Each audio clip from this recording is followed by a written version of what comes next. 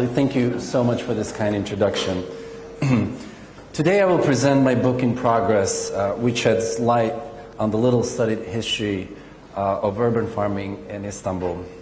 This work focuses on the city's Ottoman-era market gardens, or bostans, produce gardens in the heart of the city, which my research shows emerged as early as the 16th century. I will first give an overview of these gardens, their history and the struggle for their preservation today. I will then discuss the historiographic and ideological roadblocks that have largely prevented research into Istanbul's history of urban agriculture. Finally, I will describe how the rise of new forms of control over land and even individualized property rights led to environmental changes in early modern Istanbul. What should become clear is that the rise of urban farming in Istanbul was produced by social and environmental change.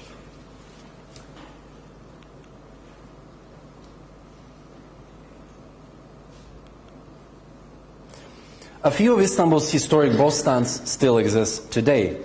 Watered by intricate systems of well cisterns and canals, they grow produce year-round, which is sold in the city markets and provides a source of fresh, healthy food to local communities.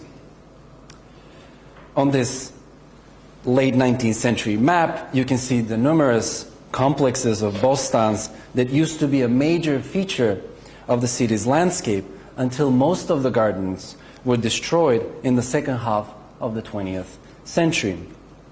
And the gardens are here marked with white. In the summer of 2013, just 1 month after the Gezi protest, a struggle broke out over the last remaining complex of bostans in Istanbul, located along the city's ancient land walls in a working-class neighborhood called Yedikule. Like Gezi Park, the Yedikule Gardens were threatened by a multi-million-dollar development. In this case, a park surrounded with luxury condos. I took this photo on July 9th, 2013, when bulldozers arrived and began destroying several of the gardens while the gardeners tried to salvage their crops. The bulldozers had been sent by the municipality in collaboration with the developers. The gardeners you see here are originally from the Black Sea region and had been working in Yedikule since the 1960s, when they took over the leases from an earlier generation of gardeners from Western Macedonia and Albania. I had been conducting research on these gardens and their history since 2008. When the bulldozers came, I alerted other scholars and local activists to join the gardeners in protesting the destruction of Istanbul's agricultural heritage. This was, after all, one of the largest urban farming complexes in the world. And you can see it here on a map of Istanbul marked with red. And here is an aerial photo showing a few of the Yedikule market gardens. My research had shown that the Yedikule complex had been established in the early 17th century. Today it provides work for about 200 urban farmers. The Yedikule protests were covered by local and international media. Faced with resistance, the mayor of Istanbul, who of course supported the development, claimed that farming in Istanbul had always taken place outside the city walls. In other words, that the city was not a space for agriculture. And in a meeting that I attended with two other Istanbul-based historians, a city councillor remarked that, quote, "the soil does not have a history." Now, such views are part of the reason that histories of urban farming remain so under-researched. One scholar who played a role in this was Johann Heinrich von Thunen, whose Isolated State, published in 1826, presented a vision of the city as surrounded by concentric rings of agriculture. According to this idea, agricultural land use decreases the further away from the city one goes. Market gardening and dairy farming on the outskirts of the city, followed by forestry, the growing of grains, etc. For von Thunen and many after him, the city itself was fundamentally and by definition absent of agricultural production.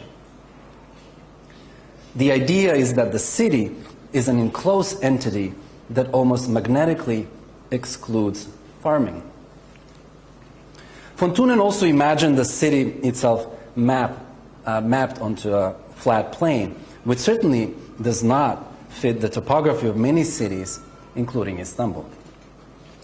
Istanbul's history of urban farming also does not fit the framework given to the study of urbanism in the Middle East by the early 20th century French Orientalists, who often sought to define the ideal type of Islamic city. One of the definitions put forth is that the city does not produce, that its economic activities are essentially parasitic. The attempted destruction of the Yedikule gardens was therefore justified by a set of ideas about cities that had emerged in the 19th and 20th centuries. And this included not only academic writings. From Le Corbusier to the latest James Bond movie Skyfall, Istanbul has been identified with its iconic silhouette, its domes of mosques and churches and minarets. The Orientalist gaze has depicted Istanbul as a city of pleasure, whose winding streets and chaotic markets are ciphers for a complex mishmash of religious and ethnic groups, in a region where such differences can erupt in irrational violence. Formations of this idea in literature, photography, and film have provided a cultural justification of present-day geopolitical projects to occupy and control the Middle East and its cities. This gaze, and more generally the notion of a city as defined by built structures, not undeveloped space, also benefits Istanbul's developers. Yet despite the mayor's claim, Istanbul's soil does have a history, and its gardens have played a vital role in the city's economy and culture. This 1874 caricature from an Istanbul newspaper depicts lively anthropomorphized versions of the city's local cultivars, the fruits and vegetables grown in the bostans.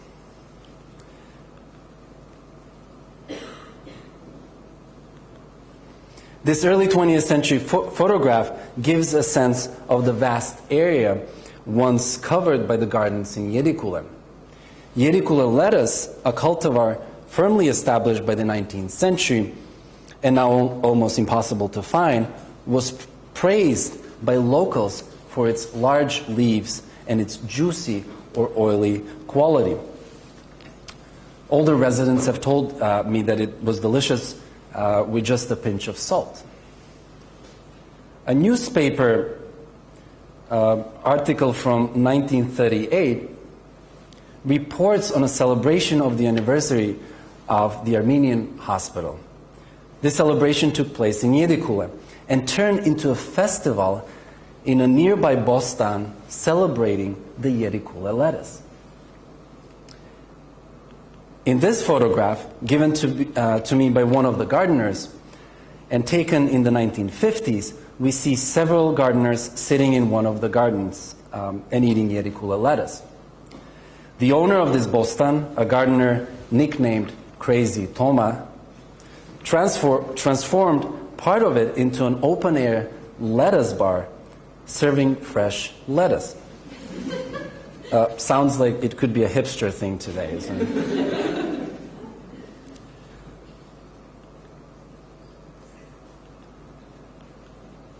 The bostans are not pleasure gardens, not decorative gardens, but super productive and labor-intensive market gardens. Each about the size of one soccer field, Istanbul's remaining bostans are structured to maximize space and water. They're tended by families who live on the gardens and work on them for up to 12 hours a day. Archival evidence shows that in the early modern period, such bostans could each employ as many as 10 laborers. Many of the cisterns and wells found in the bostans were built in the 16th and 17th centuries. The water flows through elaborate canals into the planting beds, called mashula, which divide the gardens into small units. And we can see gardeners tending the mashula in this early 20th century photograph. In order to be watered properly, the planting beds must be raked free of debris, even the tiniest pebble, so that they're perfectly even and water can reach the entire area. The geometrical chessboard-like arrangement allows the harvest to be precisely calculated.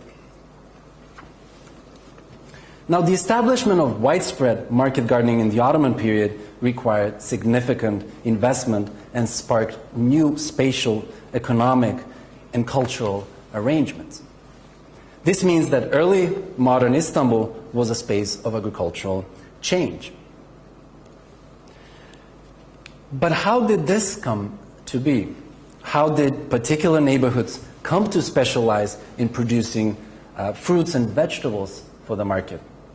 What were the legal and economic forces driving the creation of the bostans? Who were the investors that undertook to build water wheels and wells, purchase seeds, and organize agricultural wage laborers in the city? Who were the laborers that worked on the bostans in the 16th and 17th centuries? What were their social lives and struggles? These are some of the questions I'm asking in my book. I argue first that the rise of Istanbul's bostans in the early modern period was linked to new forms of leasing and control over urban land. The history of the bostan is a history of urban and environmental transformation, the rise of an urban real estate market, the migration of laborers into the city, and changes in the urban environment and diets.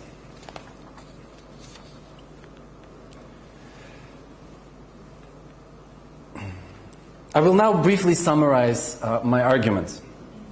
Beginning in the mid-16th century, changes in leasing practices begin to be seen in archival documents pertaining to land in Istanbul. A new legal culture emerged in which strictures on the duration of leases began to be relaxed or circumvented. These changes particularly affected the vast areas of land endowed to Islamic charitable foundations, or waqfs, which at that time controlled much of the land in and around Istanbul. The Hanafi legal school had previously limited leases for endowed land to 3-year terms, but now wealthy urbanites were securing long-term leases with large down payments. Insignificant yearly rents meant that the land remained technically under the control of the foundations, even while it was effectively now under private ownership. The leases could even be inherited, and later the land was sometimes re-endowed to tenants' own new charitable foundations. Such leasing agreements gave urbanites an opportunity to invest in land, including buildings and maintaining the infrastructure for commercial produce farming. Thus, Istanbul became a hub of urban farming in the second half of the 16th and first half of the 17th centuries, the same period when much of the land in and around Istanbul was becoming effectively privatized. The spread of market gardening in Istanbul was linked to the rise of something close to individualized property rights in the city. Urban farming in early modern Istanbul can therefore be studied as a moment in the early history of agrarian capitalism.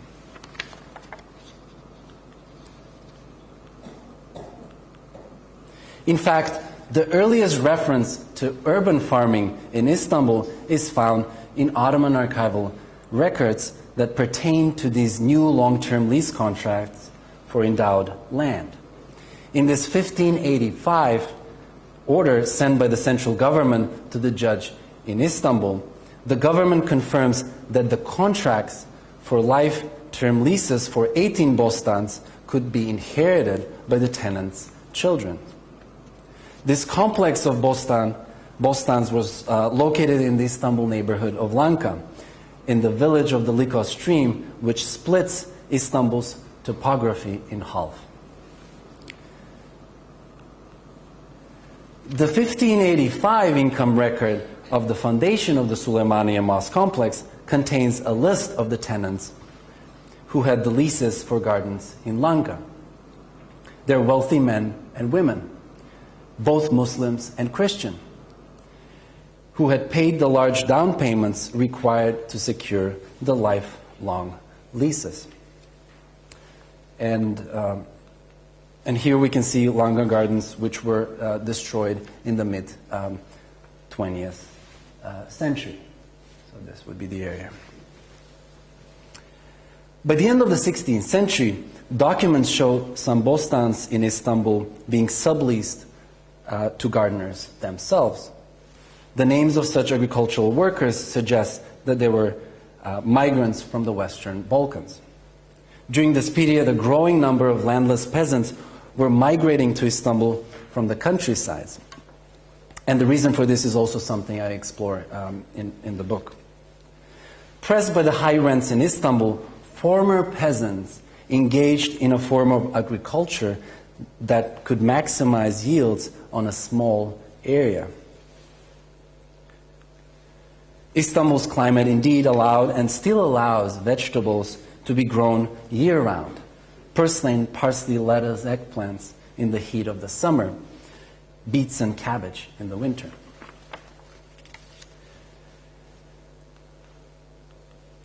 Now, environmental historians have shown how the rise of individual property rights could create new land regimes and environments. For example, William Cronon has argued this in the case of New England. But this phenomenon has not been studied in the case of cities. The emergence of the bostans in Istanbul was a form of environmental change, altering the city's landscape and it plant and animal life.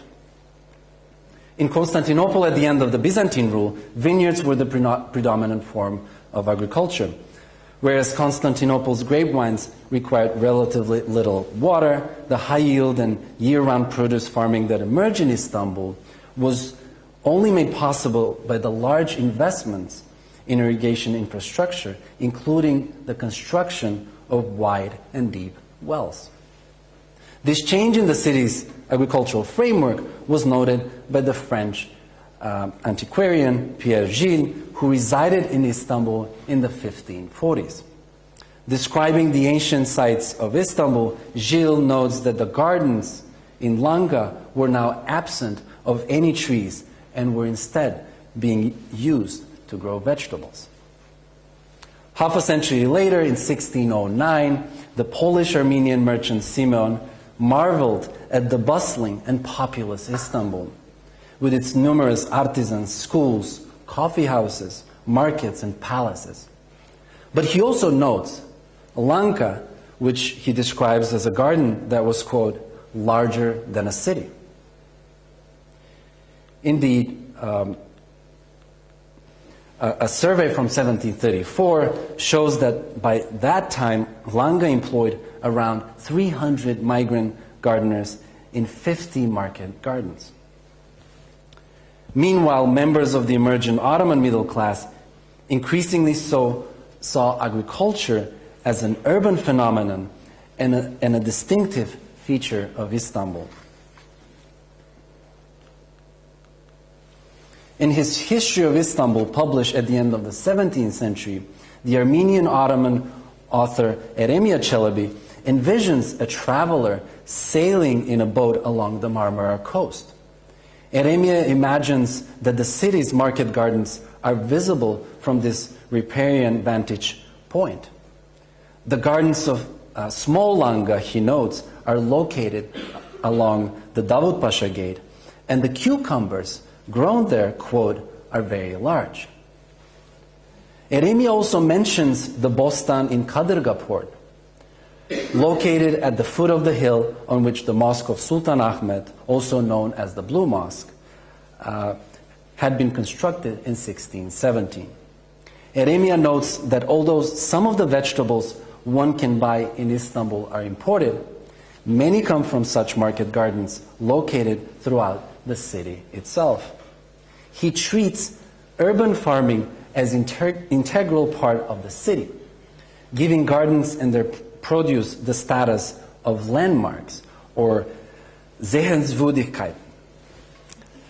In fact, Istanbul's bostans also exported their produce outside the city.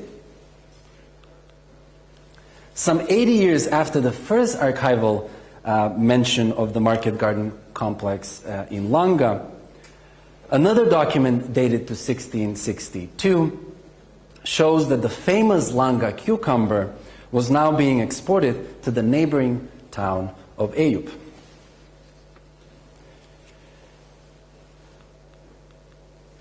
By the mid-17th century, a new complex of market gardens had emerged on Istanbul's Seven Hill. This was known in the Byzantine period as Xerolofos, or the Dry Hill. And indeed, the gardens there depended on wells that were as many as 20 meters deep. And these were the gardens in Yedikule, with which I began my talk, which created the Yedikule lettuce cultivar. It was in the early modern period that an urban market arose for particular varieties of fruits and vegetables, and that produce consumption started to become a marker of identity for middle-class Istanbulians. Yet the gardens also engendered forms of socialization among Istanbul's less well-to-do. A government order issued in 1583 claims that the market gardeners of the Langa Gardens had complained that with the opening of an additional gate in the city walls, people were gaining free entrance to the gardens. Such people, quote, drank wine and also took vegetables without paying. The document refers to them as Celeb tayfas, indicating a rural origin.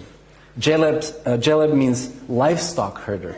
In other words, these were migrants. Now we might ask why the long-term tenants of Bostans, who now effectively owned the land, did not construct buildings on it and instead looked to agriculture to maximize their profits. The answer lies in the limits of the new proprietary rights. The entire area of Langa, for one, had been endowed by the early 16th century to Istanbul's largest sultanic charitable foundations, and specifically designated in the endowment deeds as agricultural land.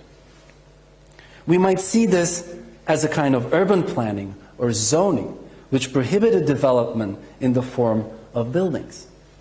Instead, the land could not only grow food, but also generate revenues for the foundation. There may have been other consideration as well.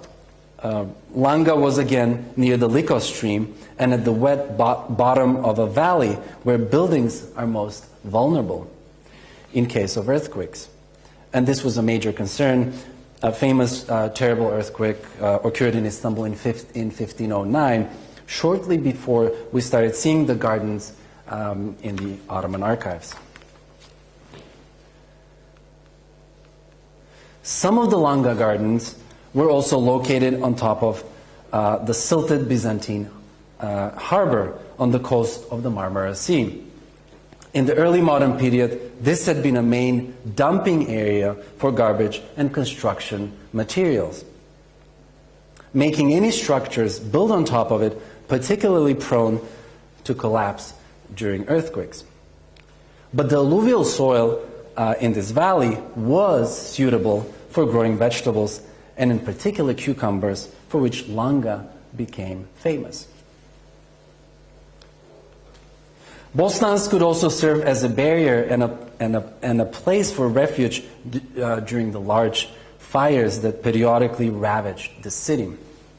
The Great Fire of 1660, which started on the shores of the Golden Horn and spread south by winds blowing from the Black Sea, forced residents to take refuge into the Bostans. There's even a poem describing the event. From there, the flames engulfed the district of Yedikule. The people took their belongings in the vegetable gardens of Langa.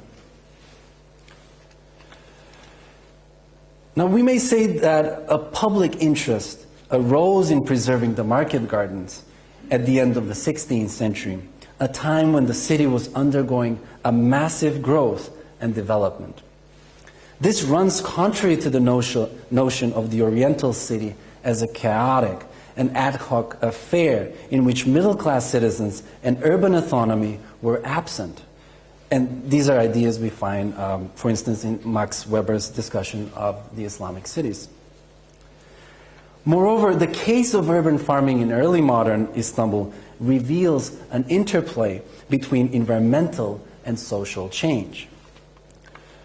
A survey of agricultural workers in Istanbul made in 1734 shows that by that time there were 1,381 gardeners registered in the city proper. Most were migrants from the Western Balkans. By this time, Istanbul's market gardeners had become a political force. A court record of 1662 shows that year the gardeners took their guild superintendent to court for illegally taxing them. They won their case. The history of urban farming in Istanbul is also one of class formation, both among the elites and the rising numbers of wage laborers in the city.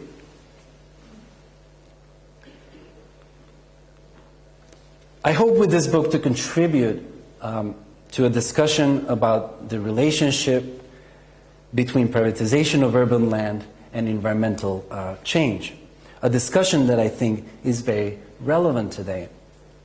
The book will also help to bring agriculture to the center of the question of urban formation and to ask these questions with a more global perspective.